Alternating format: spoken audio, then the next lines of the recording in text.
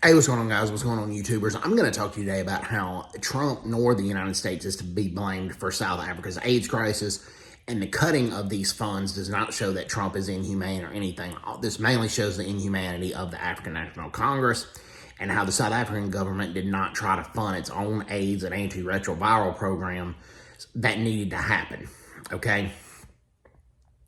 How Southern African nations do a lot of their trading is through trucks, and they refuse to do so with railroads a lot of times. So a lot of times, long distance trucking routes, and the truck drivers are at the borders of South Africa and Lesotho, South Africa and Eswatini, South Africa and Namibia, South Africa and Botswana. They're at in South Africa and Mozambique. They're at the border for days.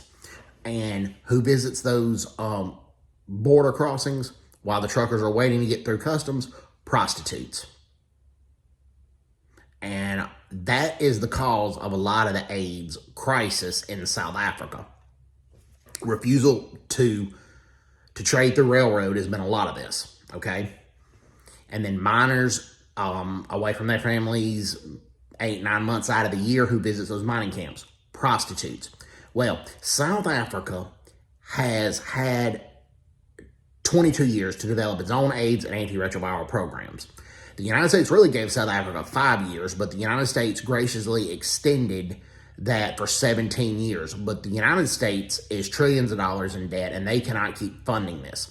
The African National Congress chose to sit on their cans, embezzle money, and party instead of developing their own AIDS and own antiretroviral programs.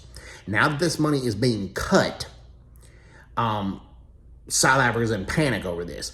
Okay, the United States does not owe South Africa anything with this, okay? This AIDS crisis was brought about by their own fault and their own problem, number one.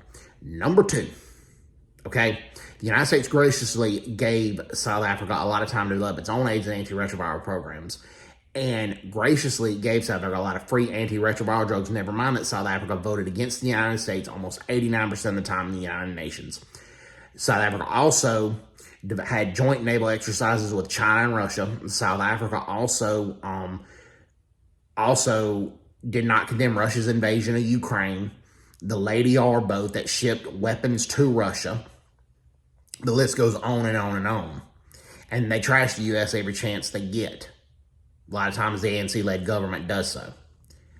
So you're going to trash the U.S., but then say, give us all these free antiretroviral drugs. It doesn't work that way.